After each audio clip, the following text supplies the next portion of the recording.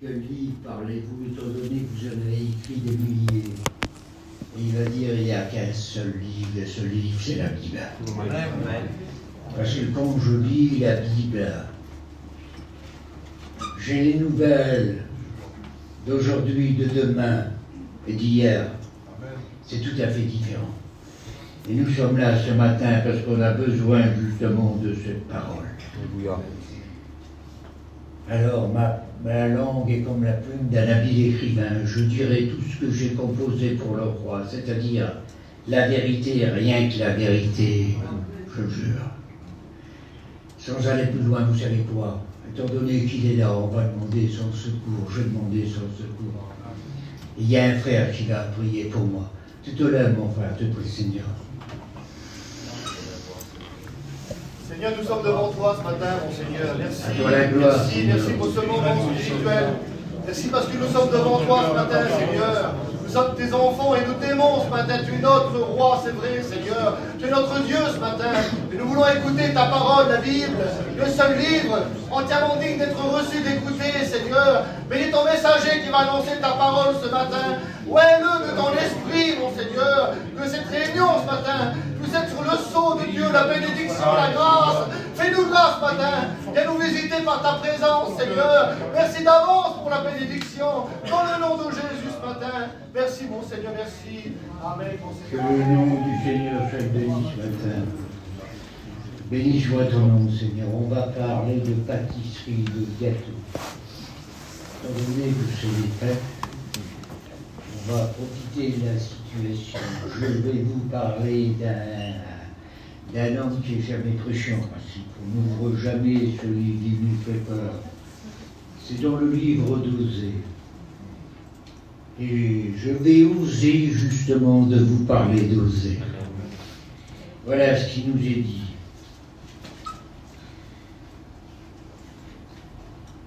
Osée 1, et verset 2. La première fois que l'Éternel adressa la parole à Osée, l'Éternel dit à Osée, va prendre une femme en vous respectant, prostituer des enfants de prostitution. Car le pays se prostitue, il abandonne l'Éternel. Je vais sauter un petit peu plus loin pour que vous compreniez bien.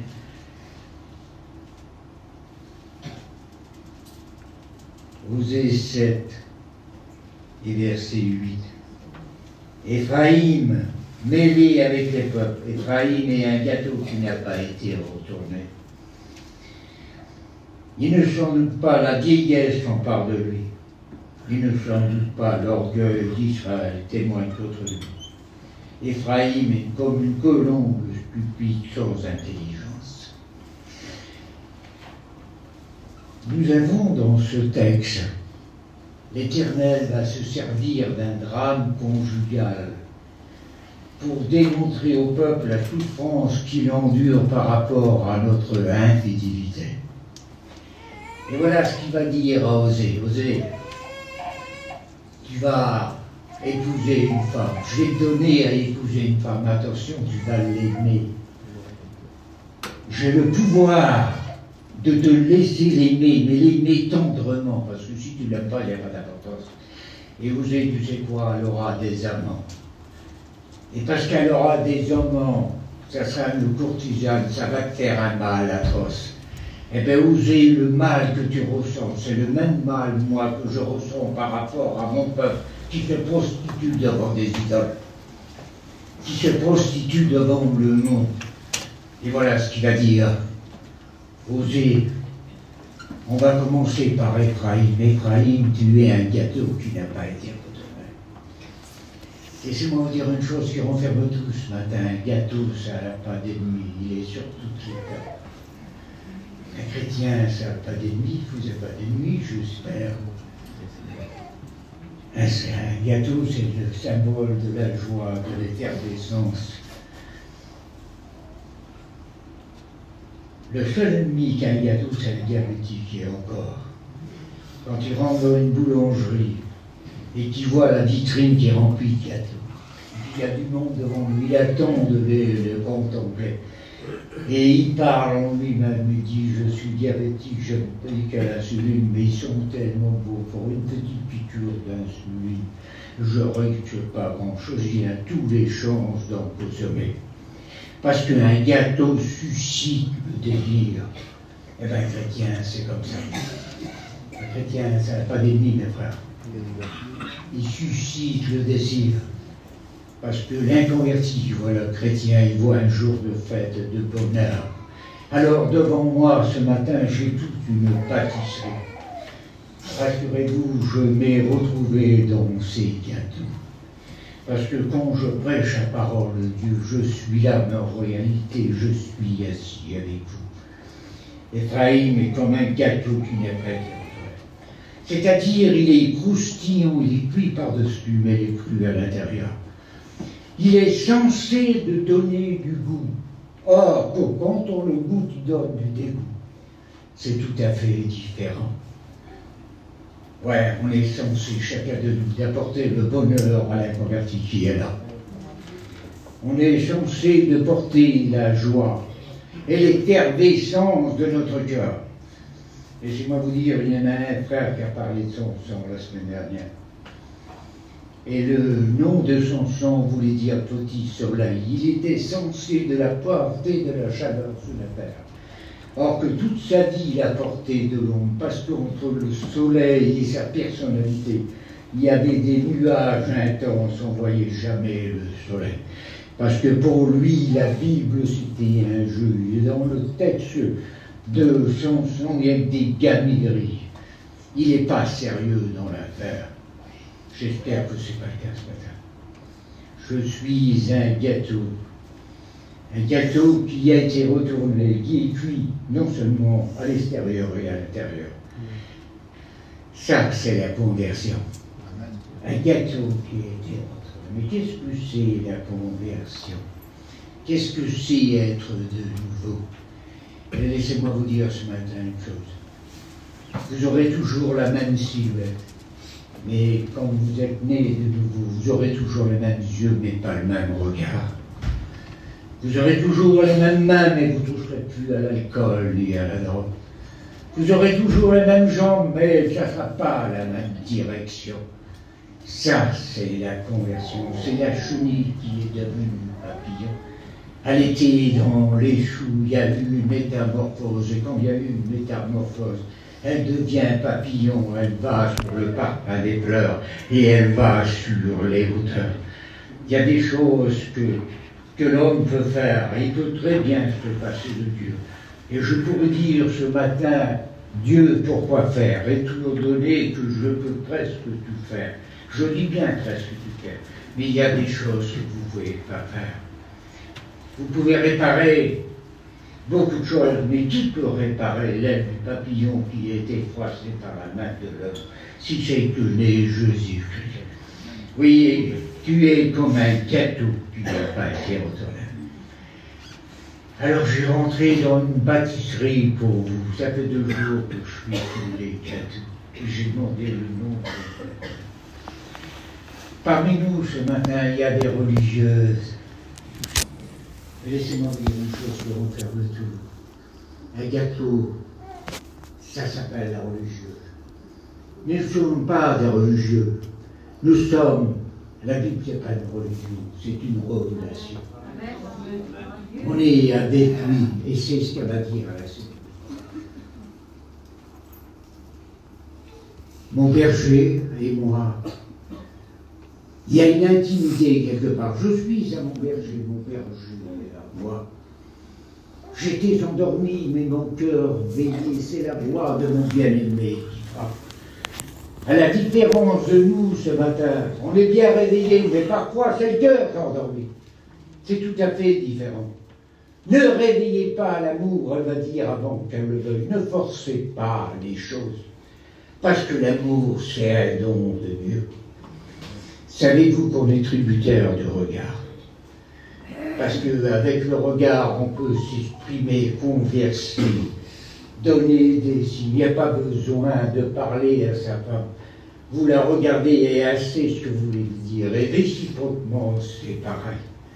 Il y a le langage du regard. Et le regard, justement, quand il se pose quelque chose, et qu'il y a une réflexion, on comprend mieux les choses. Un jour, j'ai rentré dans une poste. J'avais rentré 20 fois dans cette poste. Mais il n'y avait jamais personne. Étant donné qu'il n'y avait personne, je m'adressais directement au guichet. Et un jour, j'ai rentré, il y avait plusieurs personnes. Et j'avais tout le temps, alors mes regards se sont promenés sur les murs et il y avait un tableau. Et ce tableau était intitulé de la façon suivante. C'était un homme qui était enchaîné, il y a une lumière qui traversait la vitrine de la fenêtre et elle venait couper ses chaînes. Et je regardais ce tableau, j'ai dit, Baron des Mêmes, mais c'était moi, cet homme. J'étais enchaîné, mais le feu, l'esprit, le feu du Seigneur a coupé mes chaînes. Est-ce que vous êtes libre ce matin? Est-ce que vous êtes réellement libre? Parce que c'est dans la liberté que le Seigneur se sort des femmes et des hommes. Rappelez-vous ce beau texte de l'Évangile. Il regarde ses disciples aller dans le pays qui est devant vous. Vous trouverez un anneau petit d'une ânesse. Ils sont attachés. Détachez-le afin qu'il soit inutile pour nous. J'espère que vous n'êtes pas attachés au monde encore. Vous allez me dire, Manuel, on peut avoir des grands liens, vous pouvez avoir une grande corde, vous allez faire, mais vous allez faire 2 fois le tour de la terre, vous n'allez pas aller plus loin. Que ce soit un petit lien, ce qui est dangereux, c'est pas le lien visible, c'est les liens invisibles. Parce que ce qui est visible, vous le détachez facilement. Mais un lien invisible, savez-vous pour chacun de nous, et je pèse mes mots, vous pouvez dire que c'est le vieil imbécile qui vous l'a dit. Il y a un géant qui dort en nous, qui peut se réveiller à tout instant. Ouais, ben, il y a des religieuses, il y a aussi des millefeuilles. Je n'ai pas dit que ça, c'était ça dans cette temps. 1000 idées différentes. Ils veulent tout faire, et en définitive, ils ne font rien. Parce que c'est des idées justement qui ne tiennent pas à la route. C'est en dehors justement de la sanctification. Vous savez, laissez-moi vous dire que le Seigneur n'exauce pas toutes les prières, et heureusement. Rappelez-vous la prière d'Élie. Il s'est prosterné devant le Seigneur. Il a dit, je ne suis pas meilleur que mes pères, donne-moi la mort. Heureusement que Dieu n'a pas exaucer sa prière, parce que l'homme qui demandait la mort ne devait jamais mourir. Il est parti vivant dans un char de feu. Vous voyez, il y a des 1000 idées différentes. Il n'y en a pas parmi nous, des millefeuilles. Je n'ai pas dit ça. Il y a aussi des éclairs. Ah, là, c'est terrible. Il faut un peu. Mais une éclair, ça c'est vite fait, ça s'estompe vite. Hein. Ils veulent tout faire. Il y a des éclairs. C'est un passage qui est clair. On appelle ça, ma mère disait, mon fils, quand tu viens vers nous, tu nous fais une visite de docteur. C'est-à-dire que ça ne dure pas longtemps. Ça ne marche pas longtemps. Il y a des éclairs. Une éclair, ça fait beaucoup de bruit. Eh bien, laissez-moi vous dire une chose qui calme tout. C'est dans le silence de mon cœur que je trouve la bénédiction. Il n'y a pas besoin de faire du bruit, mes frères. Il n'y a pas besoin de dire que je suis chrétien, parce que l'art de parler, c'est tout dévoiler sans rien dire. Un chrétien n'a même pas besoin de parler, parce qu'il doit émaner de sa personnalité quelque chose qui est bon. C'est le Seigneur n'était pas compliqué. Hein. Il n'a jamais dit aux figuiers de porter des prunes. Il a demandé aux figuiers de porter des figues, ce qui était normal et assidu à sa nature. Il ne vous demande pas de chercher des choses qui sont compliquées. Étant donné que vous êtes des nouvelles natures, vous devez porter un fruit digne de la repentance. N'oubliez jamais ça ce matin, il y a des éclairs. J'ai écrit aussi, il y a des babas au Rhum. Ils sont babas parce qu'ils sont pleins de Rhum. Facile à comprendre. C'est la gaieté, mais c'est pas la gaieté spirituelle. Vous savez, un qui picole, il est très gai. Mais le lendemain, il est très triste parce que vous savez voir que c'est quelque chose qui est éphémère. Merci, mon frère. On chante ce petit cœur tous ensemble. Si tu veux le bonheur, le vrai bonheur, laisse entrer Jésus dans ton cœur. Ça, c'est la gaieté. Vous savez pourquoi? C'est lui qui fait le nettoyage dans notre cœur. Sir Walter Scott, il a dit que dans le cœur de l'homme, il y avait des habits qui avaient la forme de Dieu, et que seul Dieu pouvait remplir. Vous voyez, il y a des babas. J'ai écrit aussi, il y a des Paris-Brest. Hein? Ils font le beau-père et la belle-mère, ça va pas plus loin. Hein? Paris et Brest. La direction est toujours tout droite, ni à droite ni à gauche. Il se méfie de l'évangile. Un jour, Moïse, qui était devant la présence de Dieu, Dieu a dit à Moïse, tu vas faire un détour. Or que le chemin était tout droit. Il a dû dire, mais Seigneur, c'est tout droit. Non, tu vas faire un détour. Eh bien, laissez-moi vous dire une chose qui renferme tout. Le détour de Dieu vaut mieux que le raccourci du diable. Parce que parfois, il nous fait passer par un désert. On ne comprend pas, mais c'est pour notre bien. D'ailleurs, dans le texte, il nous a dit un peu avant, c'est pour ça que je parlerai à son cœur, je l'attirerai au désert. Pourquoi au désert? Parce qu'elle n'aura pas le choix.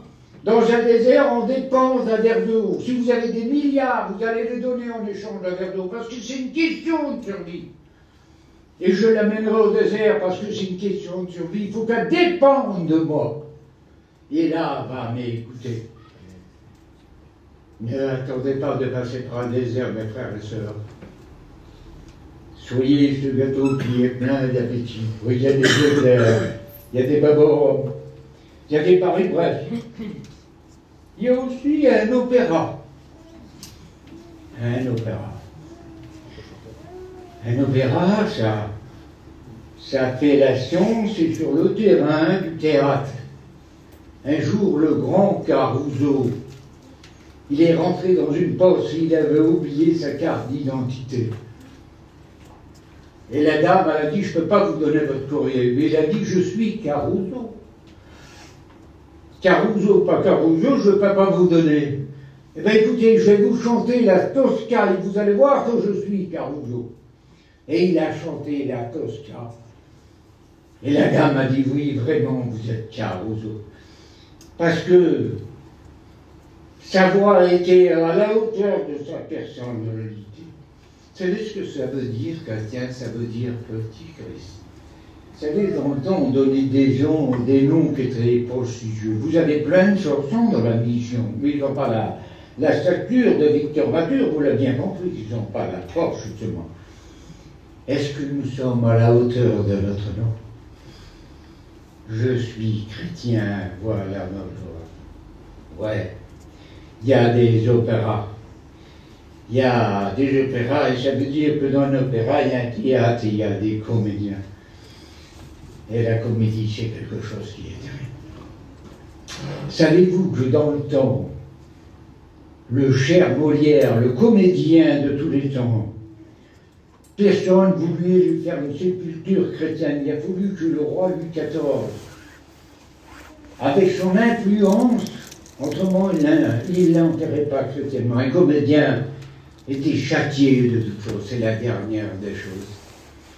Je préfère un chrétien qui fait ça, regardez, mais qui est vrai dans ce qu'il est. Qu'un comédien qui veut vous faire passer des vessies pour de l'enterre. La comédie, c'est quelque chose qui est terrible.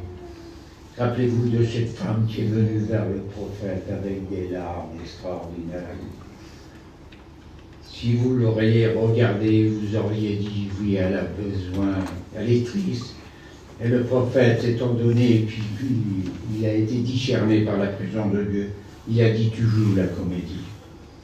Tu es une comédienne. Il y a des opéras. J'ai regardé aussi, il y a des forêts noires. Il y en a plein qui voient toujours les choses en noir. C'est jamais bien. Il n'y a rien de bien. Il n'y a rien de positif. La plupart du temps, ils sont jamais contents. C'est dans leur nature. Il y a des forêts noires. Et dans une forêt noire, il est évident que quelque part, vous courez un grand danger. Il y a des forêts noires. Il y a aussi des financiers. Ah, les finances, c'est quelque chose qui est terrible. Les finances, c'est la dernière des choses. Vous savez ce que dit la Bible? N'allez pas confondre les deux choses.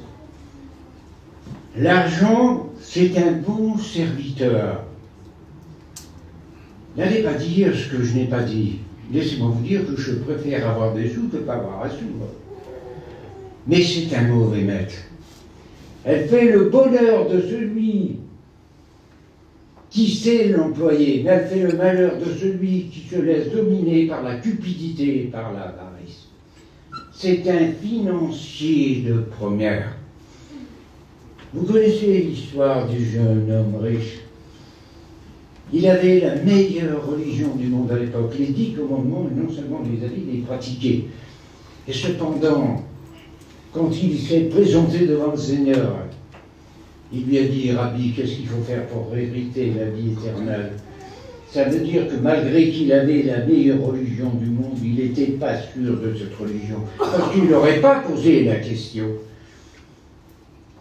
J'ai tout observé, dès ma tendre jeunesse. Ah, tu as tout observé. Mais alors qu'est-ce qui te manque?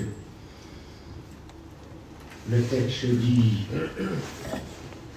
que c'était un jeune homme riche, il avait la jeunesse.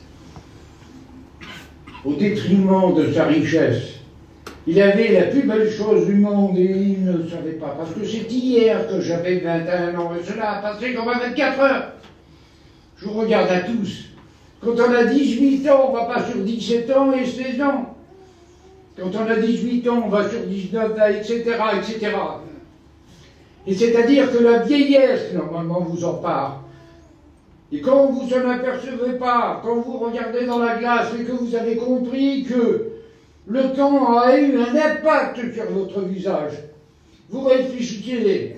C'est hier que j'avais 20 ans, il avait la jeunesse, il avait la richesse. Une autre richesse qui était néfaste.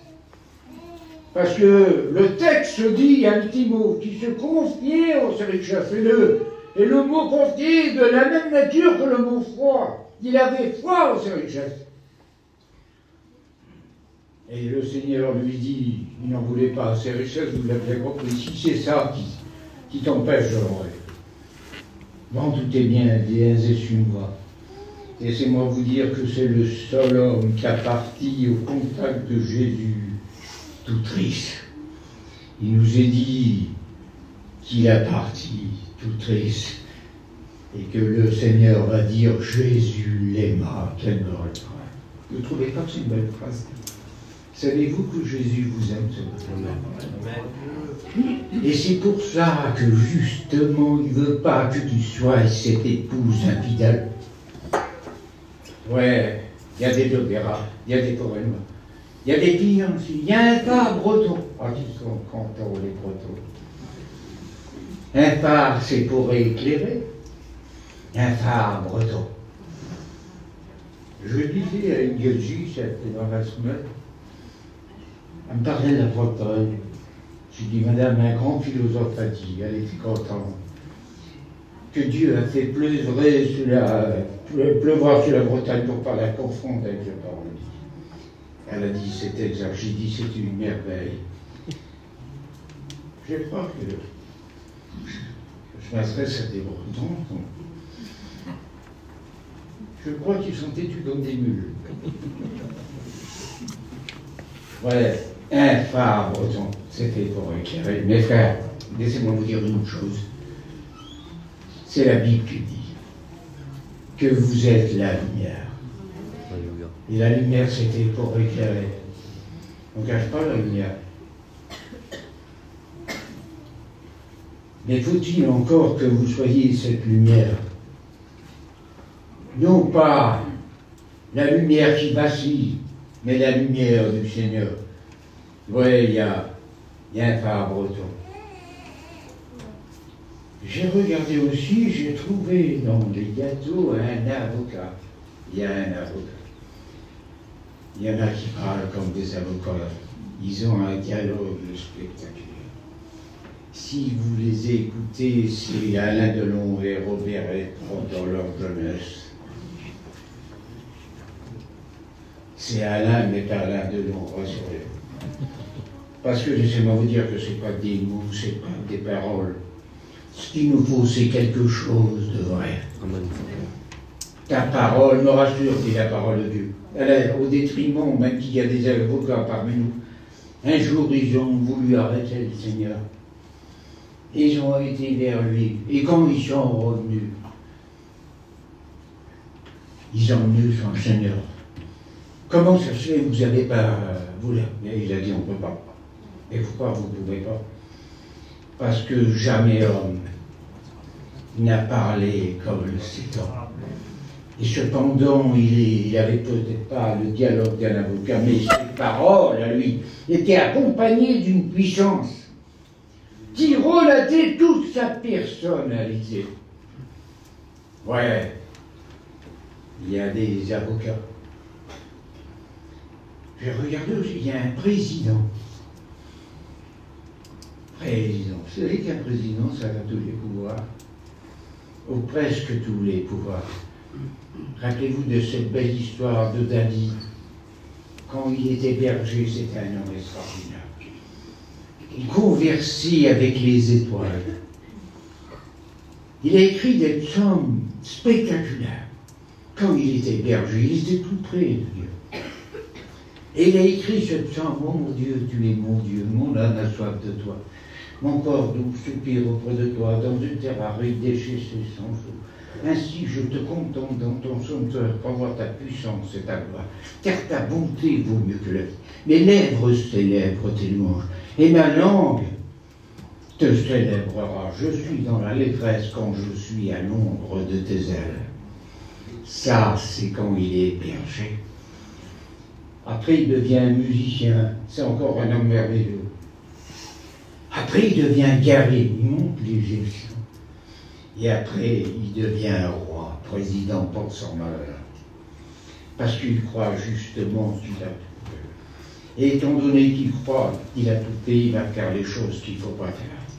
C'est exactement ça. Nous ne sommes pas des présidents, mais pas ça.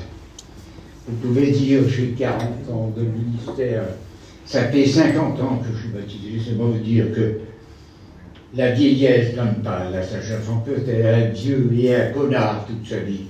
C'est tout à fait différent. C'est l'esprit qui donne de la sagesse.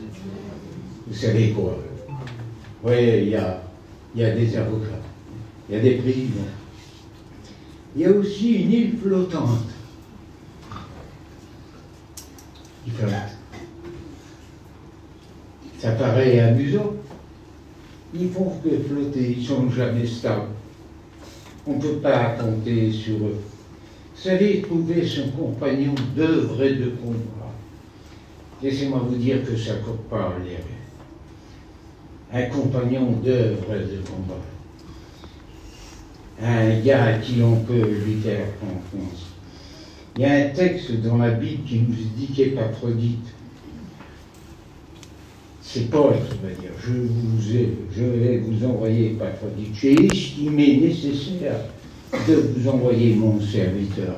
Il y a une estimation, ça veut dire que quelque part, si Paul l'envoie, il envoie un homme de valeur, non pas un plaisantin, la parole de Dieu. Je l'ai estimé nécessaire.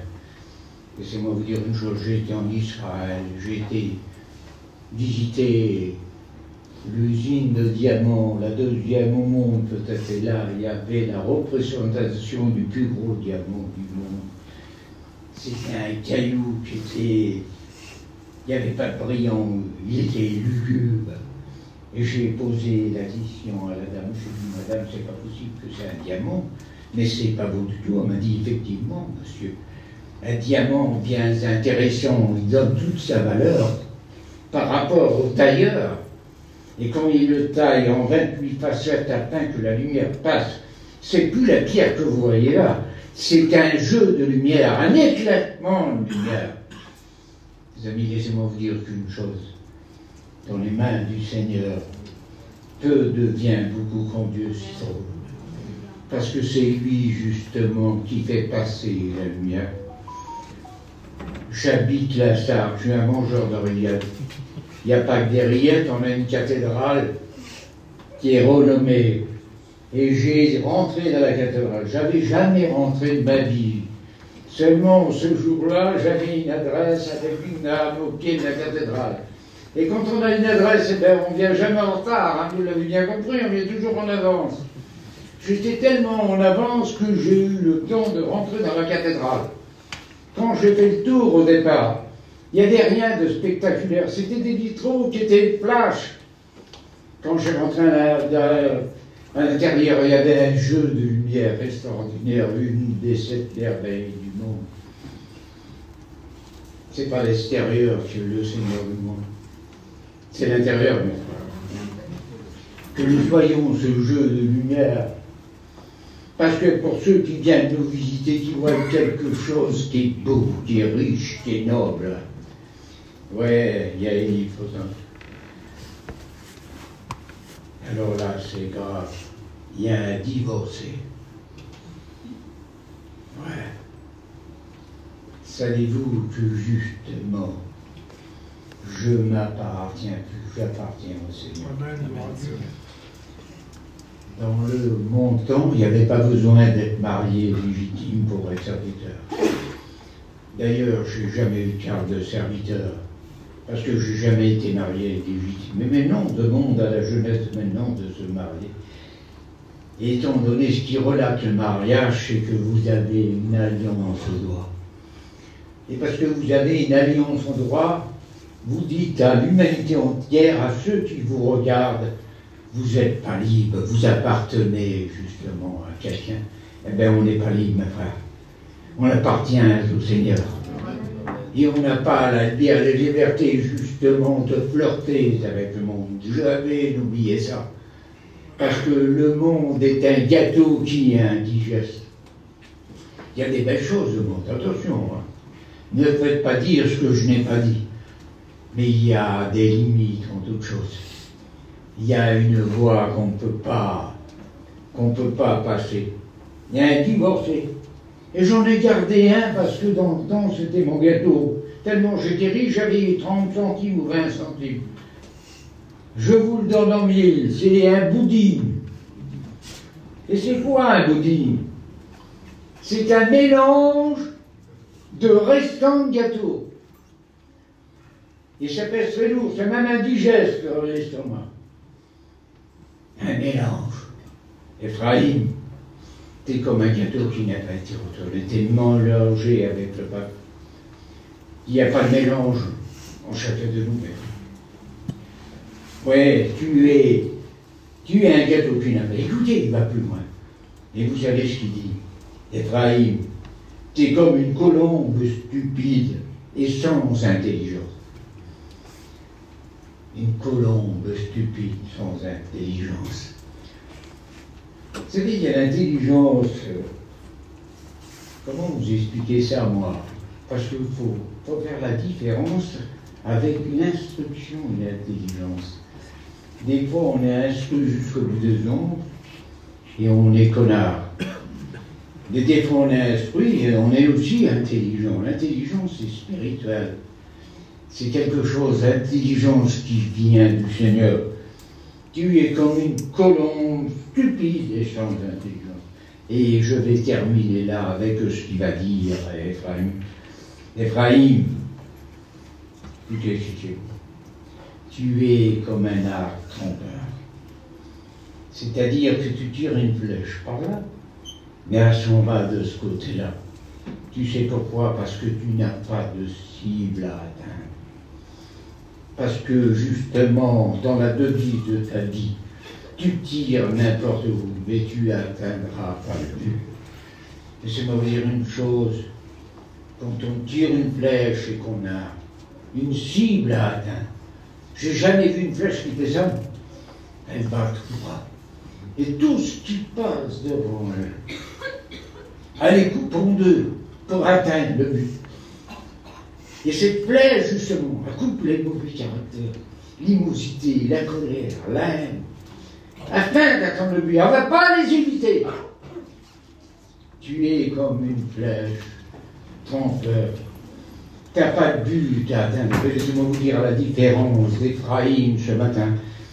On a tous un but à atteindre. Il faut que justement, quand on tire la flèche, que la haine soit coupée en deux afin que l'amour la remplace. Que le mensonge soit coupé en deux afin que la vérité sorte.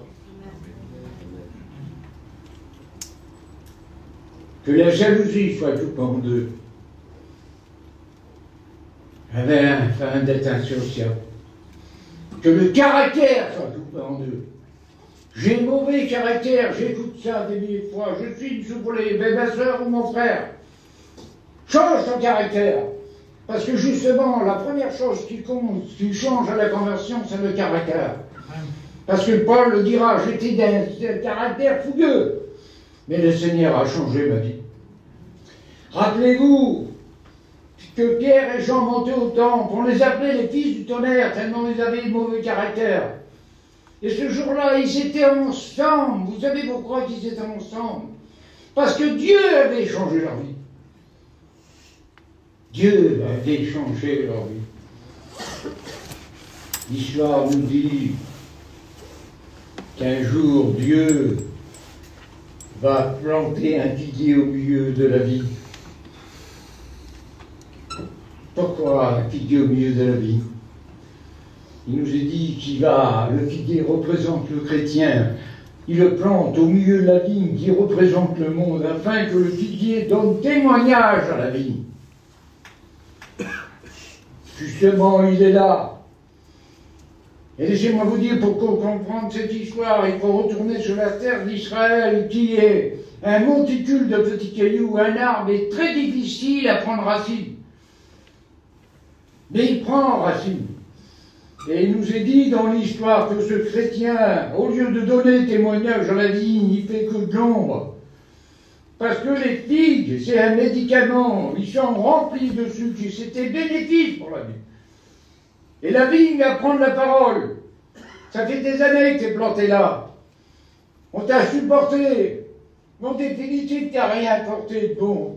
Que du bruit, que de l'ombre. Alors, tu ne sers à rien. Vous savez ce que dit le texte. Tu es un figuier inutile, il n'y a qu'à le couper. Laissez-moi vous dire que ce matin, si c'est nous, on l'aurait tous coupé. Mais le Seigneur dit non. Non. Je vais creuser autour. J'imiterai du fumier qui est le symbole de la force. Et à l'avenir, laissez-moi vous dire que ce matin, justement, je ne sais pas le gâteau que t'es. Mais le Seigneur peut venir attendre ce quoi. Et je le crois de tout mon cœur. Parce que mes frères et sœurs, il n'y a pas plus beau que l'Église. Nous sommes des chrétiens. Nous sommes des enfants de Dieu. Que vous voulez ou voulez pas, c'est pas quelque chose. C'est pas un jeu, c'est pas une histoire. Vous savez ce qu'a dit la tsunami? Ne réveillez pas la mort avant qu'elle le veuille. Et un chrétien, c'est plein d'amour. Parce que l'amour, c'est quelque chose qui est magique. Je ne peux pas vous décrire le petit mot, je ne peux pas, c'est un miracle. Savez-vous que le regard change une fois dans notre vie? Pour un chasseur, quand vous choisissez un chien, vous choisissez un beau chien. Quand vous changez de voiture, vous choisissez par rapport à votre regard une belle voiture. Mais il change quand vous êtes fiancé. Je ne voudrais pas être plus. le regard change. La preuve, le copain d'à côté qui est là, qui regarde votre fille, on se dit, il s'est trompé, bon malheureux. Réciproquement, c'est pareil. Oui, parce que si les costauds qui n'avaient pas de régime, lui, il a la voix très fine. Et pour ceux qui la voient très fine, il la voix très grosse. Parce que le regard change. Et lui, il ne la voit pas comme ça. Parce qu'il y a Thibaut qui est cru. Il aime madame. Et parce qu'il l'aime, à ce moment-là, ce n'est plus une corvée, ce qu'elle va dire, c'est un plaisir. Si vous aimez le Seigneur, ce n'est pas une corvée. Vous n'allez pas souffrir. C'est un plaisir de le servir. Si vous n'aimez pas votre femme et qu'elle vous dit, va chercher du d'eau, vous allez dire, va t'en chercher toi-même. Mais si elle vous passe la main dans les cheveux, que vous aimez madame, vous allez chercher de l'eau, ce ne sera pas une corvée. Ça sera qu'un plaisir. Ah ben je sais bien que vous ne cédez pas, messieurs. Mais laissez-moi vous dire une chose. L'amour doit être dans le cœur des chrétiens. Parce que c'est l'amour qui prime. Qu'est-ce que dit 1 Corinthiens 13? Que vous auriez la science de tous les mystères. Que vous auriez la foi pour déplacer les montagnes. Si vous n'avez pas l'amour, et épaisse, ces mots, je pèse les mots ce matin, vous êtes rien. Vous êtes une cymbale qui a raison. Rappelez-vous du fils prodigue qui est resté à la maison. Il nous a dit qu'il avait une vie qui était parfaite. Il suivait les 10 commandements. Et quand son frère est revenu, vous savez ce qu'il a dit à son frère? Ton fils. Ça veut dire que quelque part, c'est pas mon frère. C'est ton fils. Ton fils qui a fait la vie est revenu à la maison. Et vous savez ce qu'il dit, le père, à son fils? Il dit, voilà, il est revenu, on est obligé de faire la fête, parce que voici mon fils qui était mort, est revenu à la vie. Or, il y a une erreur dans ce texte, qu'on croit, parce que de la mort, on va, pas à la vie, de la vie, on va à la mort. Et la phrase est à l'envers. Il était mort. Où c'est qu'il était mort? Il était mort spirituellement. Et parce qu'il a retrouvé la vie. Alors, il faut s'aiguiller comme apporte le veau gras, le seul, l'unique, la robe, l'incomparable. Il nous a dit que si à l'époque de l'année, il n'y avait pas de fête. Et là, il y a une fête. Et c'est pour ça que ça m'a attiré le fils, le deuxième fils qui est resté à la maison, qui suivait la vie pour garder son petite image de marque, mais qui n'avait aucun amour par rapport à son frère. Alors imaginez-vous que le frère, quand il est revenu, au lieu de tomber sur le père, il aurait tombé sur le fils. Il y aurait eu bataille. Quand on n'a pas l'amour, il y a l'imosité qui vient s'installer. Et c'est pas bon. Vous voyez, Ephraïm, tu es comme un gâteau qui n'a pas été retourné. Quand on mange un gâteau, ça suscite de nous manger un deuxième. Parce que ce qui nous retient quelque part, soyez honnêtes, c'est ce que vous êtes pour le diabète. Vous allez dire non. Et ça vous fait mal au cœur quelque part. Parce qu'il crée le désir. Il suscite l'envie. Et le désir, c'est quelque chose qui est sérieux. Si vous avez un désir spirituel, c'est une merveille. Mais quand on a un désir qui fait partie du monde, vous allez dire, je ne vais pas le faire. Arrêtez vos bêtises. Ne jurez jamais. Parce que 70%, vous avez tous les chances de le faire. Et quand on l'a consommé, justement, vous êtes dégoûté quelque part. Laissez-moi vous dire que la Bible, mes frères et sœurs, c'est un combat de tous les instants. Et que chacun de nous, ce matin, justement, il faut qu'on soit vigilant. Parce que ce qui est dangereux, ce n'est pas le combat. Tant que vous êtes en combat, ça veut dire que vous êtes actif et que vous combattez justement les choses qui sont négatives par rapport à votre vie. Ce qui est dangereux, c'est l'oisiveté de ne plus combattre, de croire qu'on a acquis tout. C'est une chose qui est terrible, c'est ce qu'a fait David.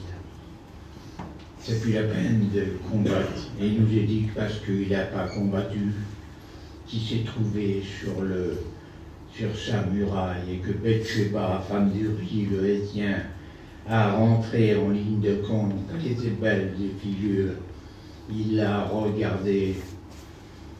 Je n'ai pas dit qu'il y avait du mal à regarder une jolie femme, c'est pas ce que je veux vous dire, mais le mal vient quand on la regarde trop longtemps.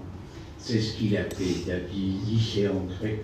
Et il n'a aucune excuse, parce qu'il nous a dit qu'il avait un harem de femmes, et que dans son harem de femmes, il avait Abigail du Carmel, une femme de bon sens et belle de figure. Vous savez, il a aveuglé.